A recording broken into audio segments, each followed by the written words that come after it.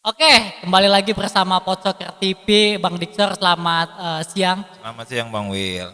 Kita kembali lagi membahas pertandingan Indonesia lawan Bahrain. Babak pertama menurut Bang Diksor bagaimana permainan Indonesia, Bang? Silakan. Babak pertama untuk menit satu awal sampai water break emang kita ditekan karena emang mungkin saya ngelihat pas ada di line up ada Jordi Amat, oh bertahan dulu kita mungkin cari gimana ya? Kan saya udah bilang Will kalau pemain Bahrain itu usianya emang udah nggak muda lagi, usianya udah di kepala tiga, rata-rataan ya. Mungkin Sintayong mau cari lelahnya dulu pemain Bahrain. Jadi pas begitu kita kebobolan oleh tendangan bebas geledek Iya, yang Marhon. sekelas kiper apapun nggak bakalan dapet. Pais aja sampai nganga kan bolanya udah kayak apaan tahu ya. Sekencang itu terus arahnya kagak jelas. Kayak udah tendangan Cristiano Ronaldo benar-benar. Oke, kita lihat emang Jordi Amat masuk kan, Bang. Iya. Mungkin memang Sintayong lebih ke defense ya, Iya. tidak menyerang, cuman memanfaatkan counter attack ya, Bang. Iya, memanfaatkan counter attack tapi emang belum jalan counter attack di menit-menit awal sampai menit 30 baru setelah gol Nyaurat Mangun itu baru itu terbukti kalau pemain Bahrain udah mulai kelelahan. Itu terbukti banget udah kelelahan. Tetapi saya lihat ya Bahrain ini dengan passing-passing pendeknya luar biasa, Bang. Lini tengah kita dikunci sama Bahrain. Ya, benar-benar dikunci. Tapi itu Will, ada satu pembeda dalam timnas kita. Satu orang pembeda Siapa tuh, dalam Bang? tim. Malik Rizaldi itu debutan Iya. di kualifikasi ronde 3 ini, tapi nggak kagok, malah nyatu sama tim. Dia udah Ya, dapet. saya melihat Malik Rizaldi itu, Bang. Dia main tuh sangat fight ya sampai kepalanya itu apa pelipisnya itu Iya. ya kena ya. Dia tetap fight. Menurut Abang, luar biasa kah itu, Bang, Malik Rizaldi, Bang? Untuk debutan luar biasa, Will. Dia sesuai yang apa yang ekspektasi Sintayong mau ya. Iya. Sana ke sini, nyari bola ke sana, jemput bola ke sana ke sini. Emang maunya Sintayong tuh ada orang kayak gitu. Jadi nggak berharap strike atau Orat Mangun yang sampai kayak gitu. Jadi antara tiga orang di depan ini biarpun dirotasi balance rotasinya. Oke. Itu kan memang Bahrain lebih unggul dulu ya. Iya unggul dalam tendangan geledek itu. Baru kita ngebales ya, Bang ya. Baru kita ngebalas setelah ada itu ya. Saya bilang apa? Sampai menit 30 pas Ali Harap capek. Si strike ngacak-ngacak Ali Haram, Mbak. Kita notabene kita ngelihat dari awal babak pertama si strike nggak kelihatan sekali, yang justru menonjol adalah Malik Rizaldi. Oh iya. Begitu fokusnya mereka ke Malik Rizaldi, mereka tinggalin si Ali Haram untuk ngecover untuk memarking si Rafael Strike. Tapi begitu markingannya kalah, mesti strike begitu strike lewatin si Ali Haram. Tapi untung passing pertamanya strike itu kalau ada yang nyambut gol itu gol keren banget pasti Will. Dari garis, tapi kan akhirnya ke Ivar, itu kaget saya loh. Malik Rizaldi sebelum passing ke strike dia ada di kiri, di zona kiri.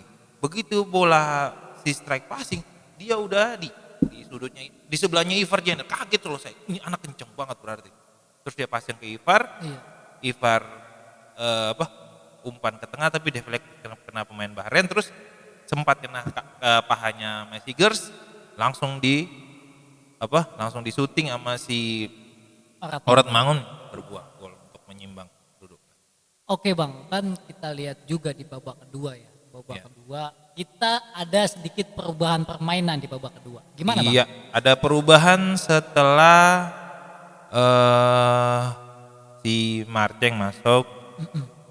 Itu tuh ada perubahan ya. Emang butuh Marceng banget. Iya. Marcelino berubah banget dari biasanya emang megang bola lama, egois dalam passing, tapi kita lihat golnya Rafael Strike bermula dari kakinya Lino, dari dribblenya Lino passing ke Haya passing ke Strike dan langsung Strike shooting bolanya. Jadi butuh Will, biarpun Maliknya ditarik keluar, tapi ada pengganti yang sepadan. Itulah yang saya bilang apa. Tapi emang kalau mau bicara kedalaman squad belum banget kita ya. Tapi ya itulah Sintayong lagi membangun. Jadi terus kita berproses gitu. Jadi emang secara overall jadi gol pemain kita yang kurang fokus karena berfokusnya udah pada waktu. Sebenarnya fokus aja anak-anak kita sampai wasit itu tiup fluid pertandingan berakhir. Nah, itu yang saya pertanyakan. Kan kita sudah unggul 2-1. Ya. Iya kan? Ternyata pemain kita tidak fokus dikarenakan tambahan waktu ya. Iya. Harusnya 6 menit. Ya. Bisa nyampe hampir 9-9 golnya kan. 9-9. Itu menurut Bang Diksor gimana Bang? Kita menanggapi wasit yang Kalau kayaknya sih ibarat berpihak kata ya? iya sedikit berpihak sedikit gimana Bang? berpihak, kalau memang mau bilang sedikit berpihak, mereka tuan rumah, jadi nggak usah heran. Jadi ntar juga kalau kita layangin protes nih, ntar pasti mereka akan berlindung sama satu peraturan. Wasit itu nggak boleh ngurangin waktu tambahan waktu tambahan di Permainan. injury time, Iya. tapi boleh nambahin, Will. Itu masalah nambahinnya itu kan kita lihat ada aspek-aspeknya sebenarnya yang harus dihitung sebenarnya ya. Iya. Tapi ujung-ujungnya bakal berlindung sama peraturan itu. Itu kita bakalan lama di responnya. Itu yang agak susah, Will. Tapi Nah, gini Bang, kan kita sudah melayangkan surat ke AFC mengenai Iya. wasit, tetapi ditolak. Iya, Tanggapan Abang ditolak. gimana Bang? ya mau bilang apa ya, gimana ya? Kalau nggak mau bilang ada mafia, emang ada mafia. Mau bilang nggak ada mafia, tapi Sampai segitunya Bang. Dalam sepak bola Asia. dalam sepak bola Asia emang gak usah heran, Bang. Pasti banyak, Bang. Apalagi gimana ya? Berujung dari saya nonton pertandingan di pool-pool lain ya. Iya. Emang banyak Kejanggalan. kejanggalan sih. Klub Timur Tengah tuh banyak diuntungkan sama wasit. Jadi kalau gitu kita masih mikir ini mafia, ini mafia. Dilawan dengan permainan cantik.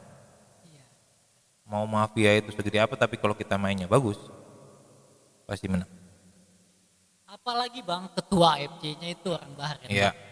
Kita sudah melayangkan surat tetapi Iya. ditolak. Tapi ditolak. Kan? Tetapi Bahrain sekarang melayangkan supaya Surat tidak yang main mau di Jakarta. Main di tempat netral kan. Betul, itu gimana Bang tanggapannya Bang? Itu kan langsung diterima kan. Tapi Iya. kan sekarang kan Alasan katanya keamanan. PSSI kita juga masih bisa bersurat dong ke FIFA untuk tetap di tempat ini dengan keamanan pasti akan disediakan. Nggak usah itulah, Malaysia aja yang bener emang benar-benar musuh bebuyutan kita aja berani datang ke Indonesia loh. Berani datang loh, yang emang notabene deket banget, yang udah benar-benar musuh-musuhan banget Indonesia sama Malaysia untuk sepak bola. Tapi berani loh datang mereka main. Jadi gimana ya kalau mau alasannya keamanan itu sedikit aneh sih. Apa emang karena hujatan di media sosial doang Bahrain takut? Enggak gitu. Tapi kita merasa sangat dirugikan kan ya karena kita Kalau tidak bisa sampai dapat bilang 3 di poin tempat netral itu sangat dirugikan, Will. Australia aja berani datang. Ya kan? Australia aja berani datang loh ke GBK loh. Kalau bilang ini mau bilang nggak aman, buktinya Australia aman, pulang aman, semua diantarin. Jadi itulah netizen kita juga perlu didewasakan, Will. Jangan apa-apa kita ngehujat langsung nyerang. Itu biar urusan federasi kita yang ngurus. Kita cukup bantu doa, bantu dukung timnas kita. Kita berikan yang terbaik lah untuk timnas kita. Memang kemarin kita sangat tidak diuntungkan di menit-menit terakhir ya. Harusnya kita bisa mendapatkan 3 poin. Iya. Tapi kita membawa 1 poin ya Bang. Tapi itu lagi, Will, balik emang yang saya bilang tadi, sepak bola sampai wasit itu tiup peluit berhenti, fokus terus gitu. Fokus pemain harus tetap dijaga. Harus terus tetap dijaga dari akhirnya kecolongan terakhir dengan bola mati yang orang bilang Cornell, orang-orang kita juga termasuk orang-orang yang gede. Ada Jaitses, ada Sigurs kan. Iya. Itu aja kita masih kecolongan di menit terakhir. Itu kurang fokus dong. Saya ngeliat berapa kali pemain kita emang kurang fokus di bola-bola mati. Oke, kita ke pertandingan selanjutnya Yang melawan Cina. Kita kalah 2-1 Bang. Tetapi dari data statistik kita menguasai 74 sekitar 76 ya. Cina itu 24%-an lah. Overall pertandingan kita yang kita main bola indah banget dilihat. Setuju. Sampai kita emang orang bilang apa, bola itu bundar, butuh Dewi Fortuna juga. Chinese berhasil memanfaatkan kesalahan elementer kecil pemain-pemain kita. Betul. Berbuah gol. Benar kan? Benar, setuju. Apa ya, mau bilang kita salah taktik, itu yang udah dianalisis sama Coach Sintayong sama tim. Kita nggak bisa salahin itu yang dia pasang. Terlepas dari kenapa Rido dicadangin, Haye dicadangin. Kalau Rido sih emang saya agak mau kenapa Ridho nggak dimainin juga, saya jadi tanya-tanya. Kalau untuk Betul. Tom Haye kan kalau menurut saya kayak kemarin saya Nggak fit ya bang? dari Arab pas lawan Australia, kenapa dia dimasukin dari bangku cadangan? Iya. Emang karena fisik Haye belum 100% full ya. Dan itu Karena diakui oleh Coach Sintayong iya sendiri di itu diakui media-media nama ya. Coach Sintayong sendiri, karena emang Haye juga baru dapat tim. Libur cukup lama untuk sepak bola profesional pasti berpengaruh pada fisik. Kita aja yang main tarkam libur seminggu 2 minggu aja udah pasti ngerasa beda kan, yang nggak ada, Apalagi penerbangan apalagi ya, Bang. ini penerbangan pemain profesional yang udah libur latihan sebulan aja berpengaruh, apalagi agak lama libur. Tetapi gini bang, saya lihat kemarin permainan kita lebih dominan, tetapi gol-gol itu terjadi oleh kesalahan-kesalahan individual Iya. pemain timnas. Apalagi Cina sangat berbahaya counter attack-nya. Menurut Bang Dixer gimana? Jadi pertama itu Cina ngubah formasinya, Will ya. Dari yang biasa dia, Coach Sintayong mungkin berpikir dia pakai 4-4-2 flat, ternyata dia pakai 4-4-2 diamond Iya, kan. Bang. Mungkin Coach Sin berpikir Cina akan nyerang dari awal. Makanya kenapa dipakai Asnawi, dipakai Sen Patenama untuk mengcounter serangan Cina. Kenapa gak Sanding, kenapa gak Eliano, itu beritanya masih simpang siur ya Will betul, ya. Bang. Simpang siur. Tapi setahu saya sampai kenapa Arhan dimainin babak kedua berarti ada something sama Eliano sama Sandy Walsh, entah itu cedera. Tapi kalau mau ngomong masalah taktikal nggak mungkin Eliano nggak dibawa kalau taktikal. Kalau saya sih mungkin juga tidak mungkin sih bang, karena isunya antara dua kan, Cedera antara sama fisik sama taktikal yang Iya. sering ada di media sosial. Iya. Tapi menurut saya kalau bilang sampai taktikal, Arhan kenapa dimainin di kanan? Dipaksakan ya. Dipaksakan, berarti ada something, berarti cedera bukan masalah taktikal. Notabene Eliano adalah seorang bek kanan. Jadi satu lagi minusnya Coach Sin itu terlalu memaksakan. Kenapa bang? Terlalu memaksakan coachnya. Menit 30 babak pertama harusnya udah change. Pergantian pemain. Iya, change pemain. Si Sen Ganti ngedrop. nama. Si Sen itu harus ditarik keluar dulu. Emang udah ngedrop banget sih. Karena mungkin kesalahan gol pertama itu dari dia, mungkin dia Itu mentalnya harus main down. save ya bang. Iya. Buang aja ya. Buang harus buang si Will. Keadaan sekecil itu bisa berubah gol. Saya udah bilang tadi, sepak bola tuh butuh Dewi Fortuna juga Will. Jadi kesalahan sekecil apapun bisa berubah jadi gol. Tetapi yang saya lihat ini tengah kita bang, Ivar Jenner diduetkan oleh Nathan Choaon dengan gaya permainan umpan-umpan cepat pendek. Memang kita lihat Cina negatif football bang. Iya benar. Menurut abang gimana dengan lini tengah kita? Kurang efektif sih Will. Itu lagi, balik lagi, chemistry Will. Chemistry. Si Mais sama Asnawi belum dapat chemistry-nya bang.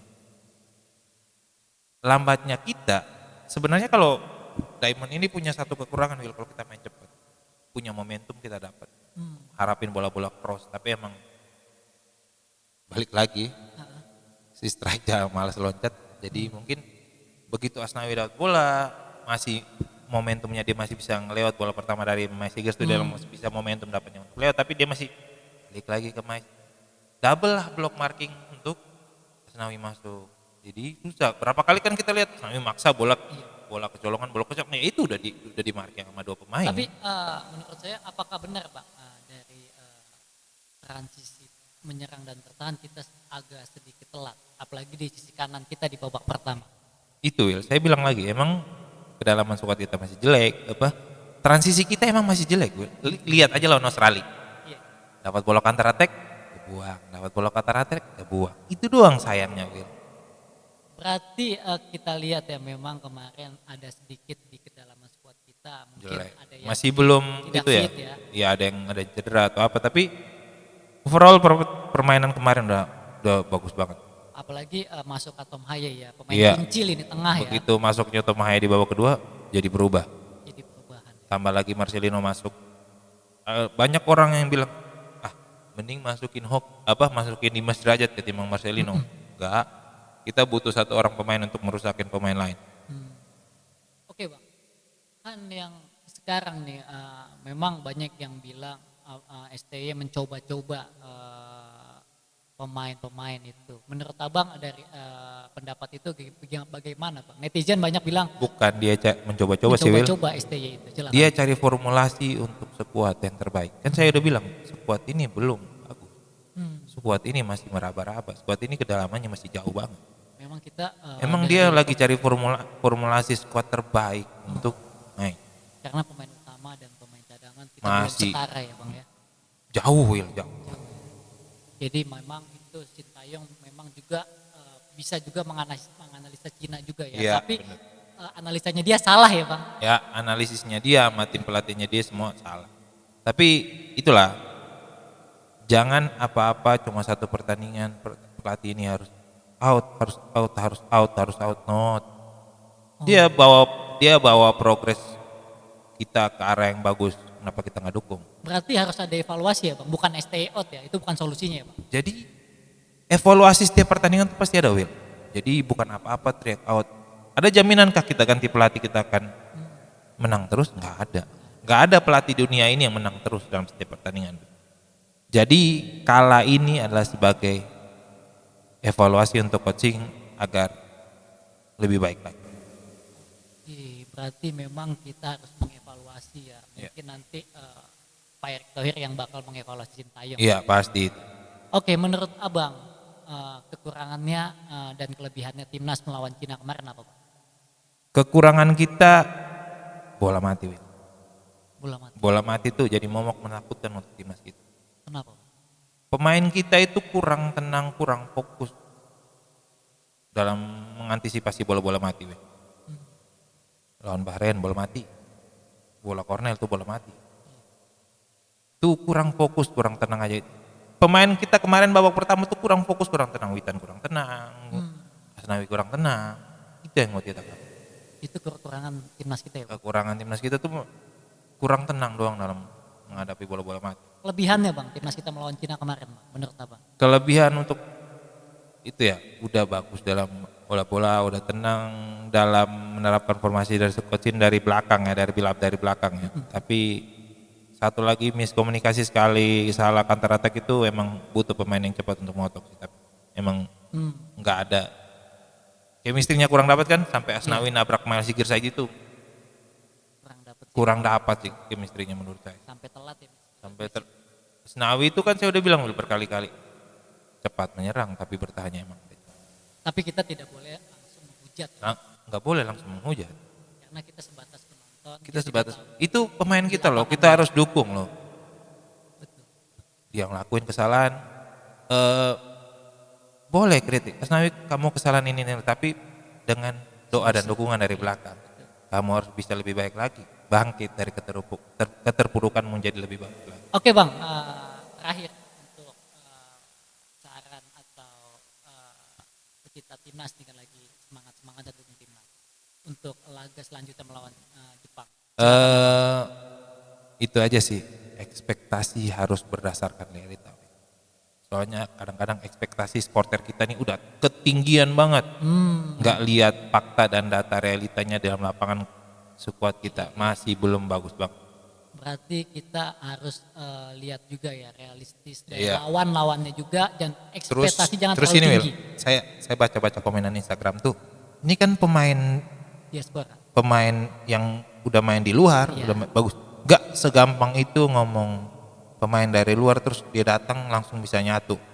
Bahkan Kylian Mbappe pun di Real Madrid perlu adaptasi.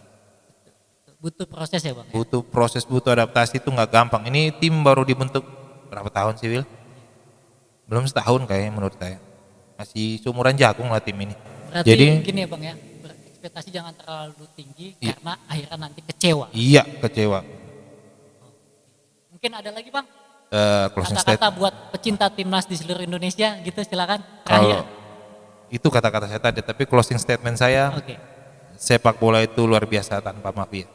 Sepak bola luar biasa tanpa mafia teman-teman ya. Makasih Bang Dixer, selamat siang. Kita bertemu kembali di Pot Soccer TV. Jangan lupa di like dan di subscribe dan di komen. Oke.